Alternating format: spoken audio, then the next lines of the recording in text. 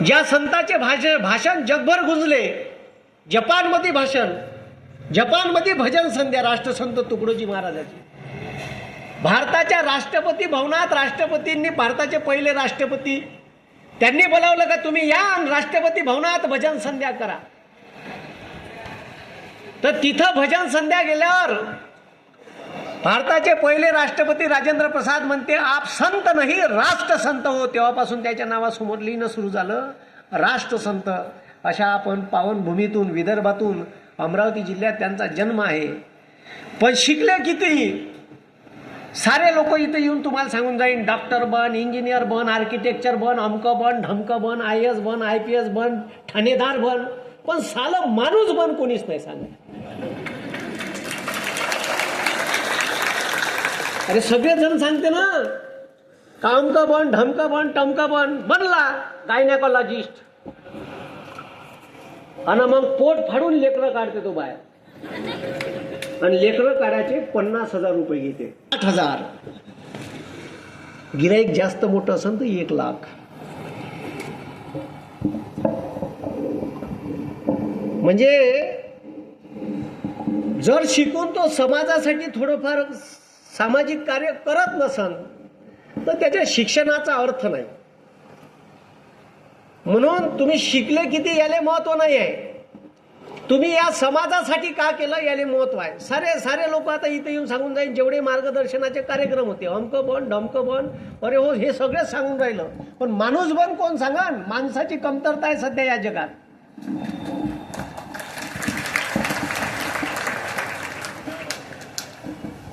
आणि म्हणून राष्ट्रसंत तुकडोजी महाराज म्हणते माणूस द्या मज माणूस द्या.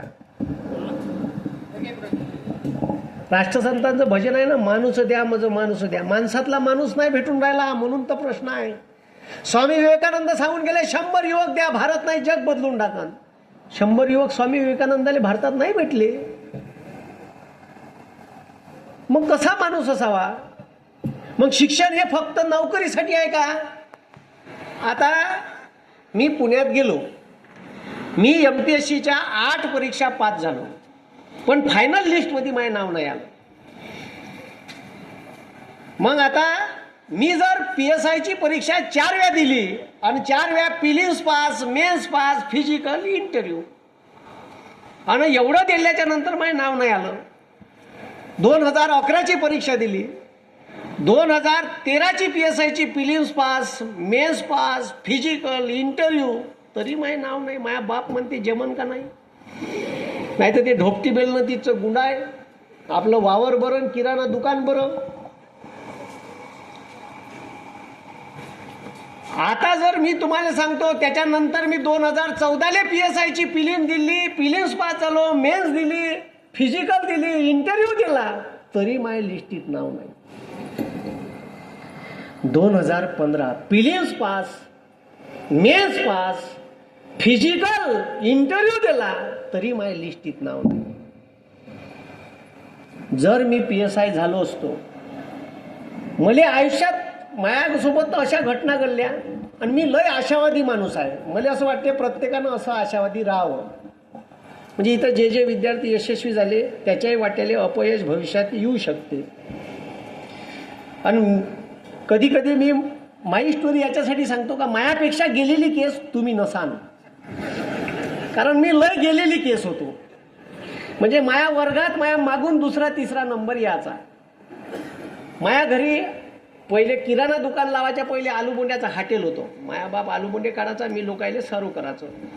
माया घर बसस्टँडपासून गावात 1/2 किलोमीटर आतमध्ये. तिथून माया बुडा मला झोपीतून उठून जबरदस्ती न्यायचा, तोंडही घासाचं राहायचं, चालला हॉटेलात. गेल्याबरोबर पहिले आलू मांडायचे, मग त्या आलू बोंड्याचा मसाला बनवायला अद्रक लसण लागायचं. तिथे अद्रक लसण कया आणि इकत मार्केटमधून माया बुडा लसणाच्या, त्या आता कुठं निसाबिसाच्या काही नाही, पोत्यात घ्यायच्या, घासाच्या, आणि बस ताटात घ्यायच्या. ज्याचे फुलपोटे निघाले, नाही निघाले, कुतार तशात धरून.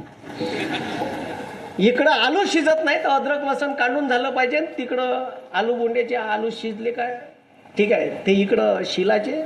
माया बुडा आलू बोंड्याचा मसाला बनवायचा. तोपर्यंत ST महामंडळाच्या लाल परीवर पेपर यायचा 8:30-9 वाजता. हे आलेले पेपर गावात वाटून यायचं, तोपर्यंत माझ्या बुड्याच्या आलूगुंड्याचा मसाला तयार राहत होता. आता कुठं अभ्यासाला वेळची वावर पेरायला गेलं, पुरं गोटाडी वावर बड्डावर, गोटे एवढाले. बहीण भावाला नेलं का माया बुडा बंडी समोर ने, आणि आम्हाला नुसते पहिले गोटे हे चालला वावरातले, राहिलं फेराचं गोटे. आता अशा परिस्थितीत माया मागून दुसरा तिसरा याचा. आता त्याच्यात माया इंग्लिशचा सत्यानाश, म्हणजे माया आणि इंग्लिशचा दूरपर्यंत संबंध नाही. आता त्याच्यात 10व्या वर्गाची परीक्षा दिल्यावर माया गावात सेंटर 13 किलोमीटर दूर, आणि परीक्षा दिल्याच्या नंतर कसाच माया दुसरा नंबर गावात आला, मलाच समजलं नाही. आला काप्या नाही केल्या, पण अभ्यास केला होता थोडाफार, आला. आता दुसरा नंबर आल्यावर गावात पहिला नंबर विशाल वाघ नावाचा माझ्या सोबती आहे, ज्यानं मला पुण्यात MPSC करायला नेलं. तो आता डेप्टी कमिशनर आहे म्युन्सिपल कॉर्पोरेशन नागपूरले. त्याचा पहिला आला, तर त्याच्या आई वडिलांना त्याला सायन्स दिलं. सायन्स आता ज्याले 85-90 दिवस असते ना, तर ते पोट्ट तर सोडा, त्याचे मायबाप पुरे हवेत राहते असे. याले का देऊन का नाही, याचं का करू, एवढ्या अपेक्षा वाढल्या आहे मायबापाच्या पोराकडून का प्रचंड. आणि त्या पोराच्या मायबापाच्या अपेक्षा पोराकडून वाढल्या, आणि त्या जर अपेक्षा पोरगा पूर्ण नाही करू शकला, म्हणून हे आत्महत्येचं जे प्रमाण आहे हे जे वाढलं, तर मुलांनी अशा आत्महत्या करू नये. हे चिल्लर स्पर्धा आहे बे. याच्यापेक्षा खतरनाक स्पर्धा तुम्ही मायच्या पोटातून जन्मतानी जिंकून आली आहे, तेव्हा तुम्ही पैदा झाले.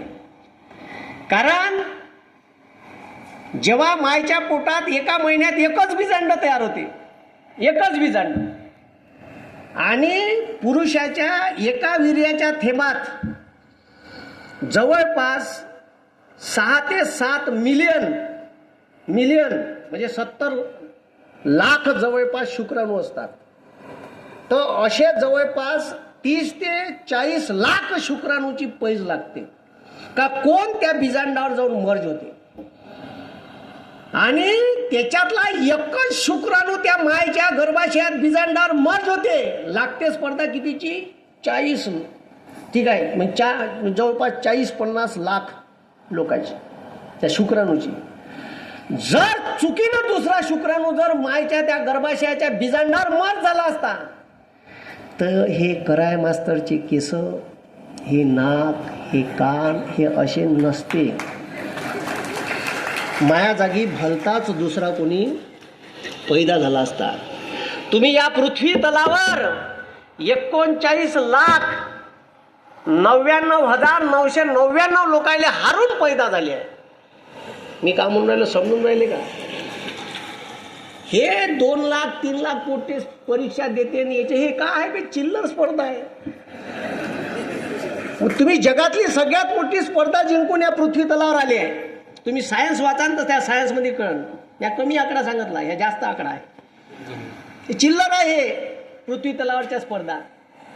पोलीस भरतीचे 18 लाख फॉर्म आले. अबे चोट्ट्या तुला किती पाहिजे?